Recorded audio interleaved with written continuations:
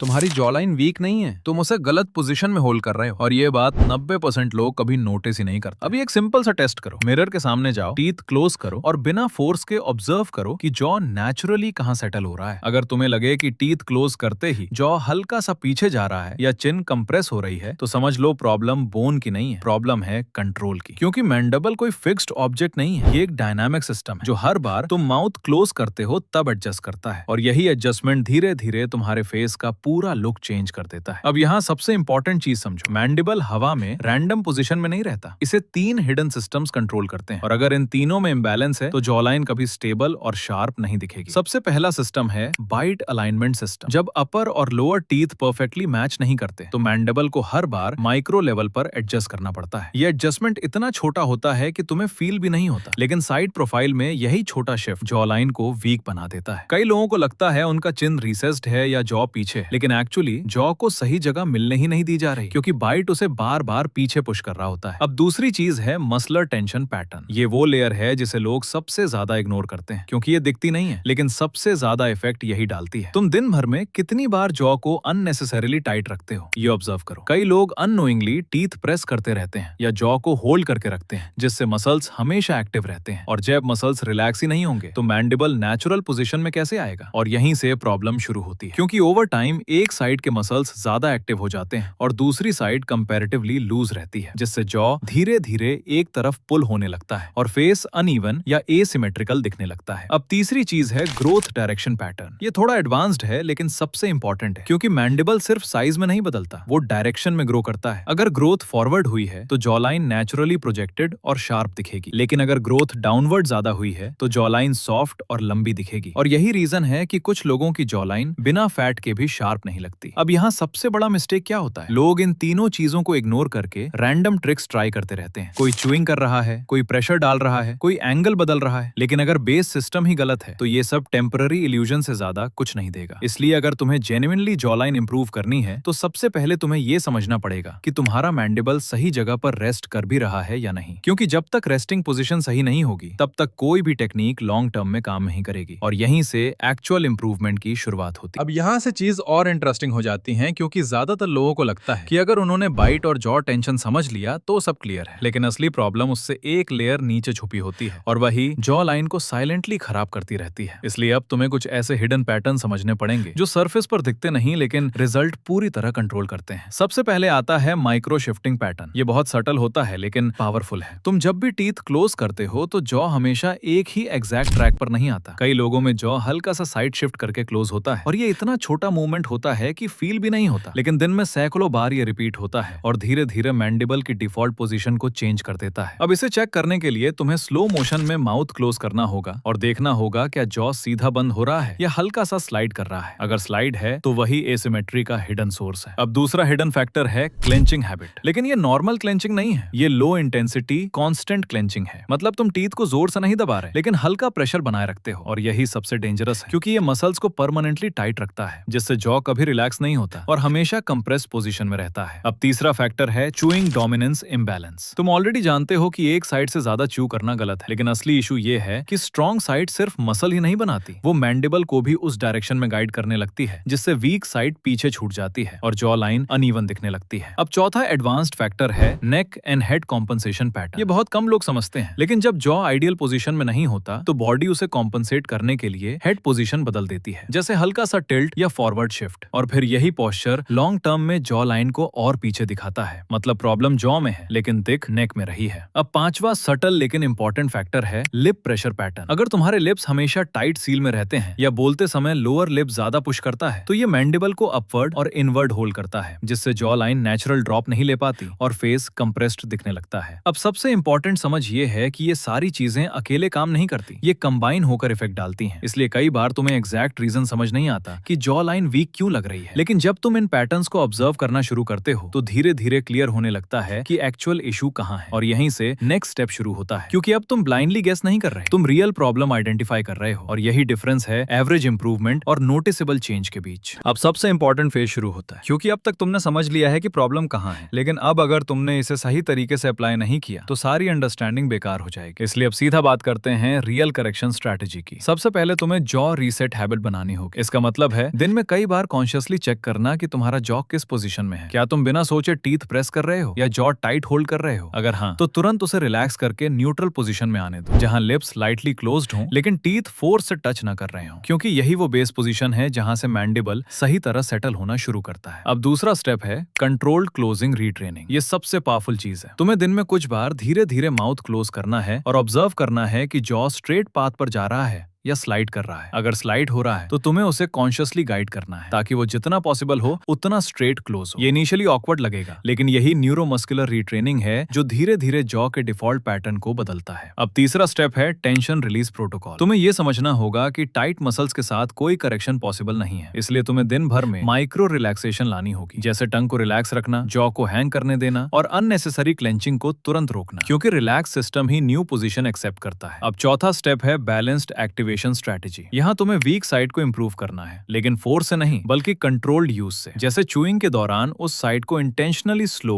और स्टेबल तरीके से यूज करना ताकि ब्रेन उसे इक्वल इंपॉर्टेंस देना सीखे। लेकिन ध्यान रहे, ओवर कंपेंसेशन मत करना, क्योंकि इससे इम्बैलेंस और बढ़ सकता है। अब पांचवा एडवांस स्टेप है अलाइनमेंट इंटीग्रेशन। इसका मतलब है कि तुम जो करेक्शन कर रहे हो उसे सिर्फ एक्सरसाइज तक लिमिटेड मत रखो, बल्कि डेली लाइफ में भी अप्लाई करो। जैसे बोलते समय, स्माइल करते समय और इवन रेस्ट में भी ये ऑब्जर्व करो कि जॉ बैलेंस्ड है या नहीं, क्योंकि ब्रेन वही पैटर्न अडॉप्ट करता है जो बार बार रिपीट होता है। अब एक और डीप चीज समझो, जिसे विजुअल डीले कहते हैं। कई बार इंटरनल करेक्शन शुरू हो चुका होता है, लेकिन मिरर में तुरंत चेंज नहीं दिखता और लोग यहीं पर गिव अप कर देते हैं, जबकि एक्चुअल प्रोग्रेस अंदर हो रही होती है। इसलिए तुम्हें कम से कम कुछ हफ्तों तक कंसिस्टेंसी रखनी होगी और छोटे छोटे इंप्रूवमेंट्स नोटिस करने होंगे, जैसे smoother closing path, less tension और बेटर सिमेट्री फील। अगर ये चेंजेस आ रहे हैं तो समझ लो तुम सही डायरेक्शन में जा रहे हो। अब फाइनल बात यह है कि जॉ लाइन कोई ओवरनाइट हैक नहीं है, ये पैटर्न करेक्शन का प्रोसेस है, और जब तुम इसे समझ के साथ करते हो तो धीरे धीरे मैंडिबल अपनी नेचुरल स्ट्रॉन्ग पोजीशन में सेटल होने लगता है। और वही पॉइंट है जहां से तुम्हारी जॉ लाइन विजिबली शार्प और बैलेंस दिखने लगती है।